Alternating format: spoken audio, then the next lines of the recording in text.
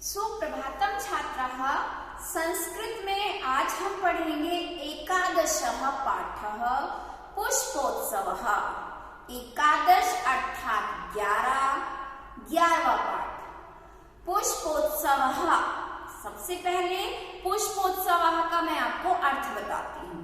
पुष्पोत्सवः शब्द दो शब्दों से मिलकर बना है, पुष्प प्लस उत्सव।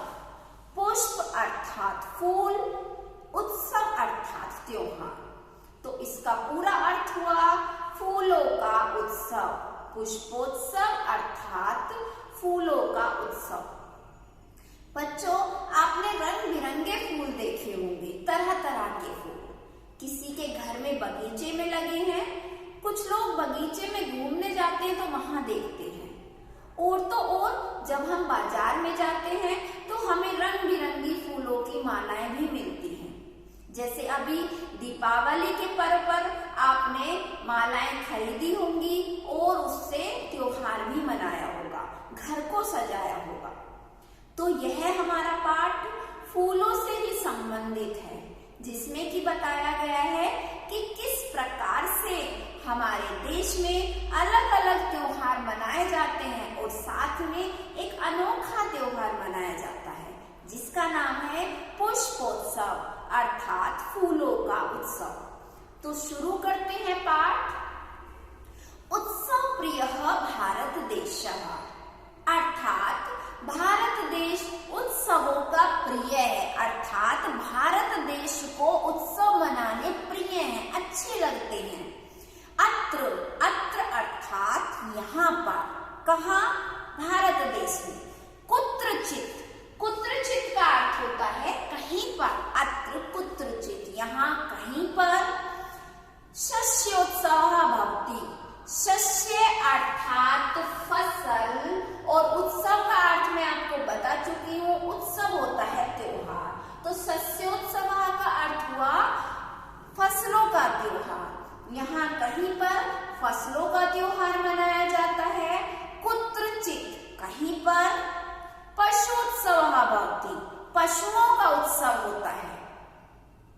जैसे कि आपने देखा होगा पंजाब में, असम में, जगह जगह पर जब उनकी फसल आती है तो वो बड़े उल्लास से उसका स्वागत करते हैं, पूरा त्योहार वहां मनाया जाता है।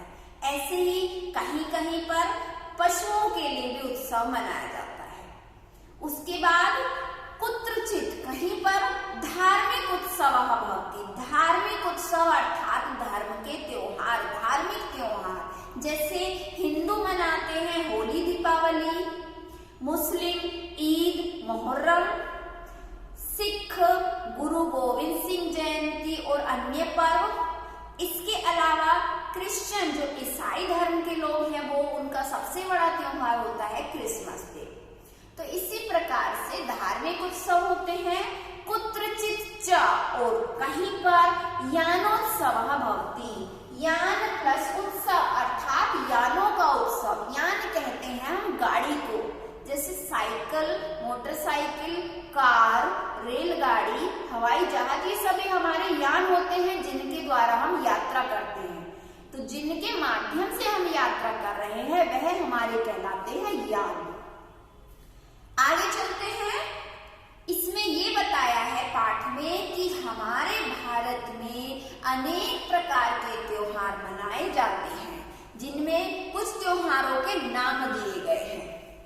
एतेषु एव, इनमें से ही, अर्थात भारत में जितने त्योहार मनाए जाते हैं इन त्योहारों में से ही अस्ति है अन्यतमः। अन्यतमः होता है अनोखा। अन्यतमः अर्थात अनोखा। इन त्योहारों में से ही सबसे अनोखा है पुष्पोत्सवः, फूलों का उत्सव। अयम, यह फूल वालों की सैर इति नामना प्रसिद्धः अस्ति। यह फूल वालों की सैर नाम से प्रसिद्ध है।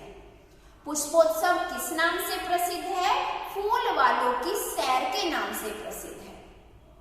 अब हम जानेंगे पुष्पोत्सव कब मनाया जाता है, कहाँ मनाया जाता है और क्यों मनाया जाता है। दहल्या, दहल्या अर्थात दिल्ली के, षष्ठ षष्ठी विभक्ति एकवचनम। दिल्ली के मेहरौली क्षेत्र, मेहरौली नामक जगह पर अक्टूबर मास से, अक्टूबर के महीने में, अभी देखिए बच्चों नवंबर चल रहा है तो अब तो हम नहीं देख पाएंगे, लेकिन अगली साल के लिए आप याद रख सकते हैं। कुछ बच्चों के रिश्तेदार भी दिल्ली में रहते हैं, कुछ के नाना नानी दिल्ली में रहते हैं, कुछ बच्चों के मम्मी पापा के मित्र दिल्ली में रहते हैं, तो शायद वो लोग इस चीज को सोच रहे होंगे। दिल्ली के मेहरौली नामक जगह पर अक्टूबर के महीने में अस्य आयोजनम भवति, इसका आयोजन होता है। आयोजन करना मतलब सेलिब्रेट करना, मनाया जाता है।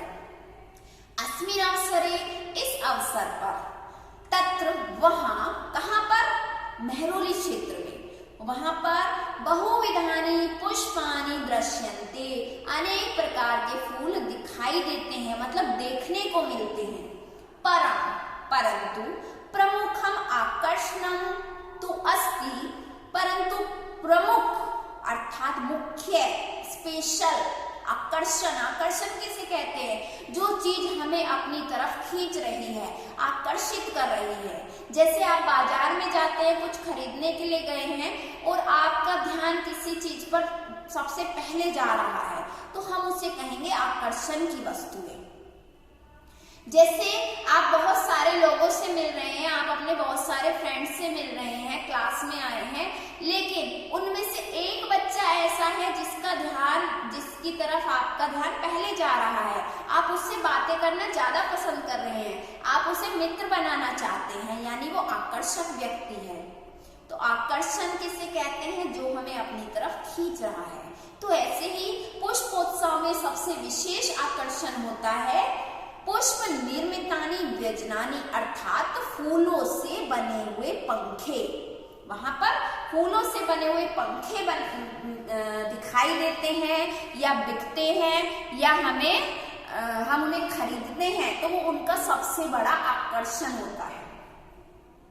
एक जना अर्थात लोग, बहुवचन, एतानि, इन, पुष्प व्यजनानि, फूलों के पंखों को, योग माया मंदिरे बख्तियार काकी समाधि स्थले च अर्पयन्ति, अर्थात लोग फूलों से बने हुए पंखों को योग माया मंदिर में बख्तियार काकी के समाधि स्थल पर चढ़ाते हैं, अर्पित करते हैं। मेहरौली क्षेत्र में ही एक योग माया मंदिर नाम का स्थल है, जहां पर समाधि स्थल बनाया हुआ है, जिसका नाम है बख्तियार काकी समाधि स्थल।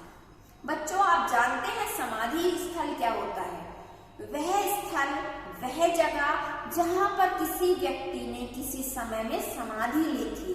समाधि लेना अर्थात अपने प्राण स्वयं त्याग देना, अपनी इच्छा से त्याग देना। ऐसा नहीं कि उन्होंने आत्महत्या की है या उनकी किसी ने हत्या कर दी, नहीं, वो अपनी इच्छा से कहीं पर भी बैठकर तपस्या करते थे और ईश्वर से प्रार्थना करते थे कि ईश्वर अब हमारे प्राण ले लीजिए, तो कुछ ही समय में उनके प्राण निकल जाते थे।